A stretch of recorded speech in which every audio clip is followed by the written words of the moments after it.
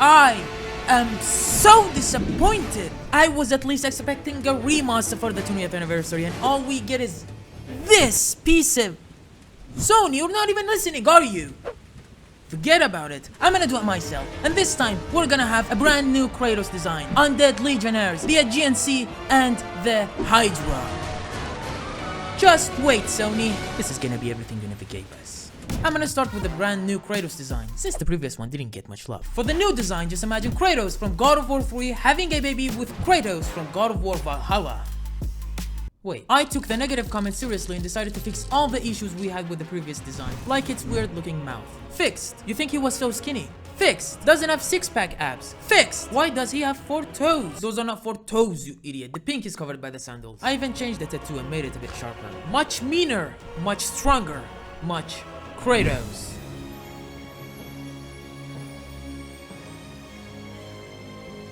Alright, let's make the Blades of Chaos. Nothing too fancy, just added a reference, shaped the plane to match the image, added some thickness, modeled the handle and tried to make a basic shape. I added some resolution and started sculpting the detail. Then imported it into Substance Painter and textured it to perfection. But check this out, I added an emission texture to the blades, so they can glow like Heat Up Metal. Thought it would be cool, right? Time to work on the Undead Legionnaires.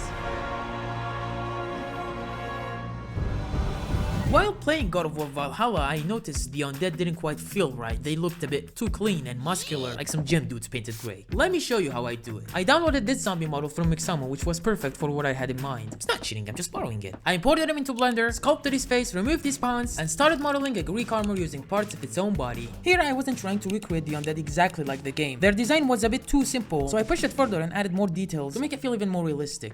Then again started texturing them using Substance Painter. I gave the metallic parts this bumpy texture so it looks handmade, and changed the color of the skin to a darker greenish color, because dead people are green. Don't ask me how I know that. I painted some blood on his face and body, and even made the eye sockets a bit darker. Of course I didn't forget the hair on top of the helmet. Oh my god, it looks so cool already. If you take a look at the undead in Valhalla, you can see they have fully glowing red eyes, which kinda makes them look, let's say, less interesting. Let me show you how to make it interesting. First, you make the eyes completely hollow and have only the iris glow. And if you're going for extra creepiness, let only the pupils glow and switch the colors from red to white. And we're done! I took inspiration from this Reddit user who did the same with a FNAF poster. And finally, he looks dead! You can even feel the smell. And they smell like shit. Which is great. I made 7 different unique variations of them so they don't feel copy-pasted. This is called respecting the audience, folks! I spent the rest of the week rigging every single one of them, because without rigs, they can't move at all. Now, the zombies are able to move.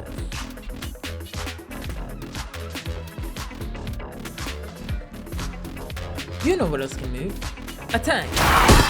Because this video is sponsored by War Thunder, the most comprehensive vehicle combat game ever made. Even the undead play it, and they've got no money, because this game is completely free. Take command of over 2,500 planes, tanks, helicopters, and ships from the 1920s all the way to modern day. War Thunder has one of the most sophisticated damage models in gaming, and with X-ray view, which is my personal favorite, you see how exactly a shell pierces through an armor and destroys the vehicle. It's super satisfying. And the best part, now you can play War Thunder anywhere, because now it's available on mobile too. Immerse yourself in the intense combat of War Thunder, where detailed vehicles, realistic graphics, and authentic sound design put you right at the helm of the most powerful war machines of our time. Play War Thunder today for free. Available on PC, PlayStation, Xbox, and now mobile.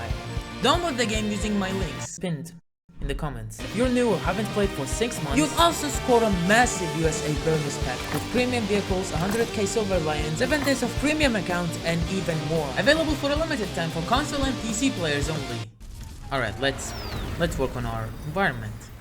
Stick around, because next up we're bringing the Hydra to life. Thankfully, my buddy Viniesh hooked me up with the 3D model of the ship from the first level, which saved me days of work. Thank you, Viniesh! I imported the ship into Blender, added some resolution, and changed the textures with a high-quality wood texture. I layered dirt and details on top, and made the surface look a bit wet. Then filled it with all kind of trash, like broken woods, ropes, fishing nets, you know, all messy stuff. And of course I didn't forget to paint the eyes in front of the ship. Greek ships had those for some reason. And check this out, it looks sick! For the environment I scattered some rocks and stones I found online, and tried to make it close to the original. I kept the original game game open on my second monitor to use as a reference. To create the ocean, I added a plane and applied an ocean modifier on it. Then animated the displacement to simulate ocean waves, and created a translucent watery material for it. Pretty simple, but works like a charm. I then threw in some PNG images of broken ships in the distance to give it some sense of chaos. For the sky, I just used the video footage in the background, no big deal. And it looked fine until the camera moved. So I went back to the original game to see how they did it, and turns out they used animated cloud textures on a sky dome. So I tried doing that by adding a sphere, slicing it in half and throwing some cloud textures. I animated the clouds to move and even layered some more clouds on top of it for extra drama. And it actually worked! I wasn't so confident about it in the beginning, but it turned out really well. For lighting the scene, I used the sunlight and applied an HDRI and it looked amazing! Until I changed the camera angle and suddenly everything looked flat. You know, here's the tricky part. Just because something looks cool in cinematic from one angle doesn't necessarily mean it looks cool in cinematic from other angles as well. But I have an idea. If I make the lights track the object and parented them to the camera, that way no matter where the camera moves, the lighting always follows. And I can't believe it actually works! You can see the differences before and after using this technique. It even applies on our environment. Honestly, I wasn't expecting it to be so good. Did I just invent a new way of lighting? I definitely deserve an Oscar for this now. Next up comes something pretty cool. Remember this hatch on top of the ship where the undead trying to break through? For my version, I made the chains move naturally with the hatch and added one of the undead underneath, as if he's stuck there and can't break free. Poor guy. If you look at the original game, you can see the waves hitting the ship and splashing everywhere. So I created that using water simulation. Oh my god, it looks so realistic. I even added some ropes and cloth moving with the wind to make the scene more stormy and dynamic, and with that, our environment is finished! Alright. Now comes the moment I've been the most excited about. The Hydra! Stick around because the way I built this beast will blow your mind. I extracted the 3D model from the game. Wait, I'm not stealing, I'm just borrowing it. Yeah, so I added some resolution, sculpted some scales and details until it looked okay. After finishing the details, I imported it into Substance Painter and gave it a basic brownish green color. I gave it a rough scaly skin to make it feel like a giant snakefish, and also painted a reptilian diamond-shaped pattern on its back, like you can see in poisonous snakes. I didn't like the original teeth, so I removed them and replaced them with even better looking ones. And even added some terrifying eyes. I also didn't like the ears, so I changed them with the fishy fin-like ears. Oh my god, this is so cool. I also decided to give him an extra eyelid, which you can see in reptiles. I thought it would be cool to include that also. Ladies and gentlemen, the Hydra! Now the Hydra is ready and everything's set. It's finally time to make the shots and bring it all together. Because trust me, the Hydra is nothing compared to what you're about to see. The first shot we're going to make is the iconic opening where Kratos faces the undead. So I dropped Kratos in the scene and animated him taking a few steps forward before grabbing his blades. And here's the tricky part. You can't just make a character grab something in 3D. Doesn't work like that. Instead, we make two duplicates of the object. One on the ground, one parented to his hand. And when he grabs it, the sword on his hand appears and at the same time the one on the ground disappears, giving the perfect illusion that he's picking it up. In our case, works perfectly. In my previous video, a lot of you didn't like how Kratos' face moved. Some of you said it was janky, weird, or even garbage. So this time I spent way more effort and even gave him facial wrinkles to make it even more believable and layered tons of animation on top. And after a lot of effort, here's what I got. Subscribe! Nah, I'm just kidding, here's how it really looks. Foul beast! I will send you back! Then I ran into a familiar problem when animating Kratos. His shoulders look weird as fuck! You guys actually pointed that a lot in my previous video, saying stuff like, his shoulders look off, Kratos is disabled. Some of you even said he has fucking boobs! The easiest way to fix this mess is by using shape keys. What it basically does, you go to the frame where the shoulders start looking weird and fix them manually by using sculpting techniques. Now you can see the shoulders are moving naturally. And with that, our first shot is finished! For the next shot, I'm going to remake this scene, but for my version, I wanted to introduce the undead one by one, so the camera slowly pans from left to right, until finally the last one roars at the camera. This idea was inspired by this amazing shot from God of War 3. I don't always hand animate my characters manually, this way it will take forever. Sometimes I download free animations online, and tweak them until they look exactly how I want it. And here you can see the results before and after editing the animation. Since it's raining in our scene, I tried to make the skins look a bit wet, and even added some droplets on the helmets using simulation nodes. I also made the hair react to motion and wind so it looks way cooler, and even made their glowing eyes flicker slightly, giving them a creepy, possessed vibe. And with that, shot 2 is finished. For shot 3, the original idea was super short. The zombies show up, a small Hydra pops up in each one of them, then Kratos feels something behind him, he turns around, there's the giant Hydra, and that's it. But honestly, giving my audience that after they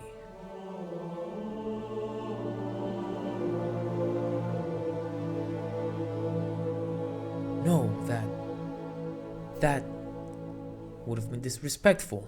So I decided to change the plan and go all out. Fights, chaos, adrenaline, blood! I started with a rough animation of Kratos' iconic fight, then polished it and filled in between the frames until it looked epic. Next up, the animation of the blades. It was really simple actually. I just added a curve, turned it into a chain, attached the tip to the bottom of the blade, and the end of it to Kratos' hand. Works like a charm. Here's how it looks in action. For the undead, I went with something called modular animation. Basically, I made several animation layers like walking, running, attacking, dying, you name it. It's the same approach game engines use. The way it works is pretty simple. Whenever the timeline hits one of the animation layers, that animation kicks in. And here's how it looks in action. I even decided to add constraints to head bones and selected Kratos as their target. That way, they always look at him wherever he goes. It's a fun little effect I just figured out. Alright, time to add some cool effects. First up, I decided to make the blades heat up whenever Kratos releases them. I also made a smart shader that makes the chains heat up the closer they get to the blades. It makes it way cooler that way. If you played the original game, you'll probably know that the blades always leave a fiery trail behind them. I found this amazing tutorial by Cartesian Caramel that shows you how to make a similar effect using geometry nodes. And it was okay, but I added my own twist to it and made it look like fire with some embers behind it. Alright boys, things are about to get violent because we're making blood. I tried full simulations at first and that was too heavy for my machine, but I had some tricks up my sleeve. I made a single liquid splash simulation and reused it every time one of the undead gets damaged. It looks pretty convincing to me. To make a realistic blood material, we need to turn down the roughness all the way to 0, then crank up the subsurface scattering. Now it looks like milk coming out of his nipple. But when you change the colors to deep red, boom! You've got yourself some realistic blood. I also got a cool idea when I was playing Devil May Cry 5 a while ago. You know how when you hit the demons with a sword, it leaves a burning mark on them like a wound. I thought that was awesome, so I tried doing the same thing in Blender using physics, and it turned out better than I expected. And I couldn't help myself, it was so fun. I spent hours messing around with it. And here comes the moment I've been dying to show you. Remember in the original God of War, the enemies vanished when we killed them? Yeah baby, we're doing that too. In the original game, the effect was pretty basic. They just disappear. But I wanted my version to be way more dramatic. First of all, they slowly turn black, then the body starts burning and fading away. Then I added some smoke, then only the bones and clothes remain, and also made them collapse to the ground and disappear as well. I also thought it would be fun to reference the original game by adding red orbs, but for my version I tried something like a glowing liquid energy, kind of like blood, you know, popping out of the zombies when they die. Now it's time to add some slow motion. And you might think, oh, that's the easy part, just decrease the speed. Wrong! Blender doesn't do slow motion the traditional way. Just doesn't work like that. Even games from 25 years ago could do it easily. So I had to space the keyframes manually for every single animated object. And before you say anything, yeah, I tried plugins, it didn't work. Not to mention the rain, because in slow motion, it's not like some lines falling from the sky. It's like tiny little spheres. To make that, I figured out it's best to use a wobbling icosphere driven by particle system. And after 3 weeks of work, I finally managed to make the slow motion feel right. In the original game, there's a shot where the undead break the hatch and come for you. I wanted to make that too, as a little nod to the original. To break the chains, I didn't actually run heavy simulations. Instead, I used the same tricks the original game did. If you look closely, they actually reveal the chain explosion and at the same time hide the chain sealing the door. I tried doing the same, so I used rigid body for realistic physics, disable the chain sealing the door, and reveal the chain explosion I made earlier simultaneously, giving the illusion of zombies breaking the chains. I also made the zombies pose when they come up and added some lightning for extra evil vibes. You might think this is such a cool and epic shot, and you're right, but behind the scenes is a total mess. Like basically any of our shots, everything looks good only from camera. But if you look at the behind the scenes, yeah. Mainly because I had a very small space to stage this huge fight, so the characters always had to stay inside the borders. Stay tuned because next up we have Kratos versus the Hydra. For the final shot, I started with animating the Hydra emerging from water. I even made its ears shake using a noise modifier. I don't know, I thought it would be more interesting that way. The mouth looked too clean, so I added a plane, applied a slimy texture on it, and put it inside of its mouth to simulate some saliva. Then added some displacement, and animated it to move quickly as if it's reacting to the Hydra's breath. If this is not epic, I don't know what is. Next, I animated Kratos launching high in the air heading straight for the Hydra. I even used particle system with a dust texture under his feet to simulate some smoke trails. It makes his jumping look way more epic. And with that, our final shot is finished and it was finally time to render, or so I thought. Sometimes it crashed mid-render, sometimes the render was glitching, sometimes I finished rendering only to realize it's noisy and unusable just because I forgot to check this stupid box, oh my god. These past 8 months were the hardest of my life. I regretted starting this project so many times, but the only thing that kept me going was my love for this project, for this game, and for my job as a YouTuber.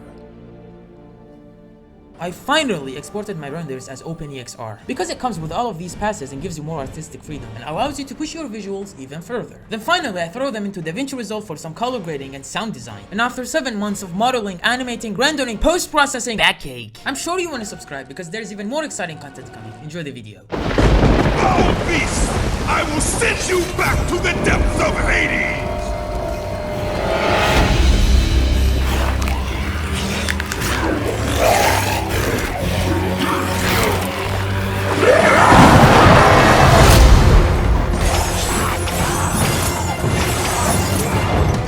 Let the rage of the gods drive your blades, Kratos.